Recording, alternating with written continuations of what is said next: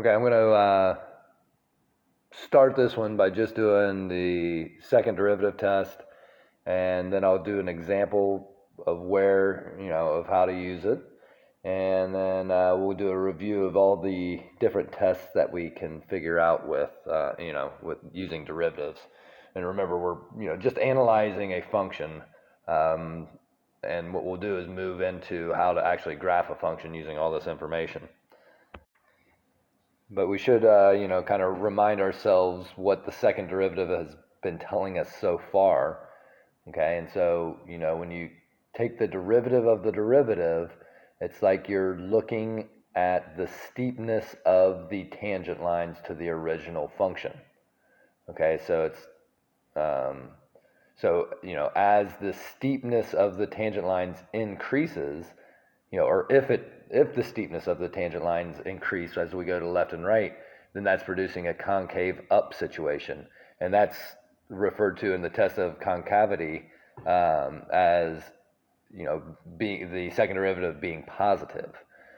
And vice versa, if the second derivative is negative, then the original function is concave down on that interval. And, going left to right, the steepness decreases. Okay, so now what we're looking at is, pay attention to what we're saying here. Okay, so again, continuous on an open interval. Okay, C, we're back to C. And remember, those are critical points, and we found those critical points by taking the first derivative and setting it equal to 0. Okay, so then, right, that's what this statement is saying is, remember that our critical points are when we take the derivative and set equal to 0 and solve. Okay, and so then we say, if we take those critical points and we plug them into the second derivative, if they produce a positive number, that means we have a local minimum. If they produce a negative number, then it means that it's a local maximum. Okay, so the C value, our critical point that we found, or our potential critical points that we found at the during the first derivative, right? Now we can just test them in the second derivative. And you're going to be asked to, like, how do you know that this is a maximum, let's say? Okay, and so then maybe they even give you that the second derivative is negative, and you would say, well, okay, so I know it's a max. I know that critical point is actually a local maximum because of the second derivative test.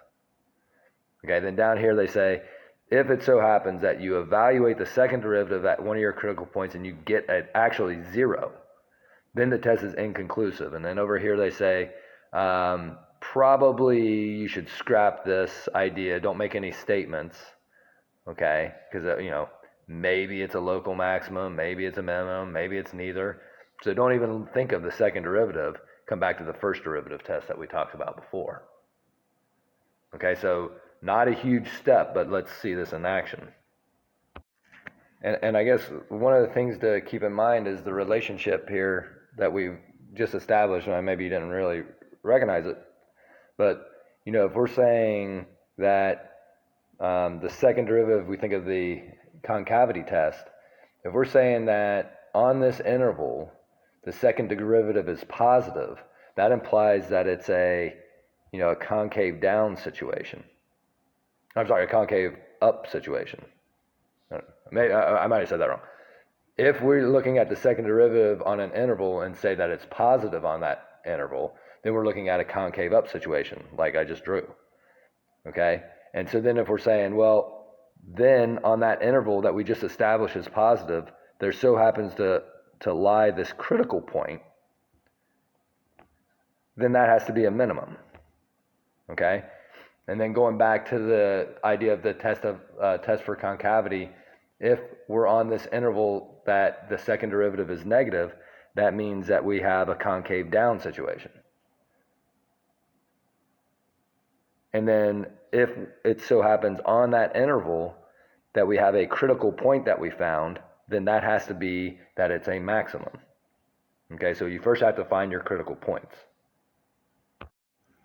Okay, so let's see this in action. This is 71 from what you'll be working on. And it says, locate the critical points of the following functions. Okay, so let's just do that first. Remember, to find the critical points, we take the derivative of the function.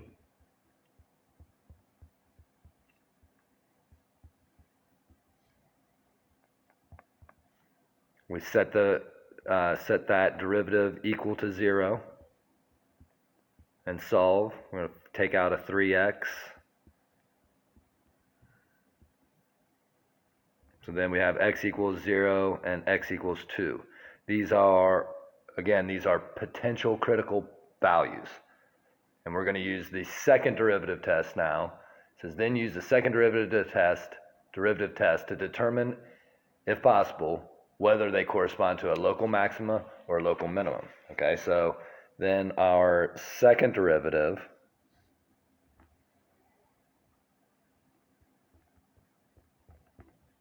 would be 6x minus 6. Okay.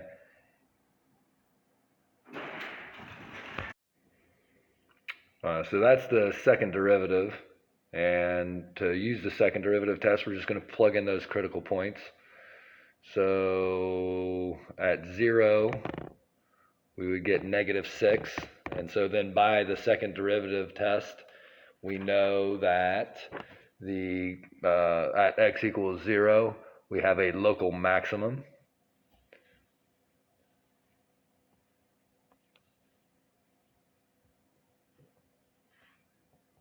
Okay, and then the second derivative test at 2 would give us 12 minus 6, so 6, so positive. So then by the second derivative test, we'll have a local minimum. Okay, so that's all you have to do. And, I know that's a lot of things to memorize, but nothing new mechanically. It's just these theorems that you got to get straight. And so here's this is on page 266. Right down here at the bottom, they have like a recap of all the things that we've talked about. Okay, so they start off and say, okay, so you have this function that is differentiable on the interval, i.e., it's f is a smooth curve. Okay, so if the first derivative is positive, that means that all the tangent slopes of f are positive. That means that f is increasing. If all the tangent slopes of f are negative, so then the first derivative being negative, that would imply that the function is decreasing. Okay, and if we can locate critical points and notice that, if we can locate critical points or potential critical points, and we say, oh, look, the derivative changes signs there, then that means it's a local maximum or a local minimum. Okay, and so if it changes, if the slope, and this is the first derivative test here, this is an illustration of the first derivative test, if this derivative goes from positive to negative at that critical point, it's a local maximum. If the derivative goes from negative to positive at that critical point, then it's a local minimum. Okay, so the derivative equals 0. Okay, and then they work in the second derivative test. So if we've already found our critical point, that's what they're saying, and the second derivative evaluated at that point is negative, then that's a local maximum. If that second derivative is evaluated at that critical point that we found by taking the derivative and setting it equal to 0, if it's positive, then that's a local minimum. Okay. The other thing the second derivative tells us is that if it's the second derivative is positive on that interval, we have a concave up situation. If the second derivative is negative, we have a concave down situation. And then finally, if we have a second derivative and it changes signs at the potential inflection point, okay, and remember how we get that potential inflection point by setting the second derivative equal to 0 and solving. And remember, that's only, just like the critical points, these inflection points at that point, after you set the second derivative equal to 0 and solve, they're just candidates for the inflection points. And you have to show that the second derivative signs change before and after that. Okay, so if it goes from positive to negative, it's an inflection point, or if it goes from negative to positive, it's an inflection point. So, it's just taking the derivatives and evaluating it out. This is just like a memorization thing. You should be able to get through everything that we have. We'll save 83 to do together. Like we always do. I would really look at, a lot of times I say, don't worry about some of these ones in the further exploration section, but I think these are really good ones to do. And, since we got 4 days on it, I think they're worth thinking of. So, if you've been keeping up, then really it's just 71 to 81. Save 83, but I would definitely try to think through 85, 87, 89, definitely 91 and 93. Those are good ones to make sure you understand what you're looking at. So, I mean, basically, I would do all the odds from 71 to 99. I don't know, 97, 99 might be a little work. I don't know. They don't look too bad. And then check out 101 and 103. And we'll talk about whatever we need to when I get back.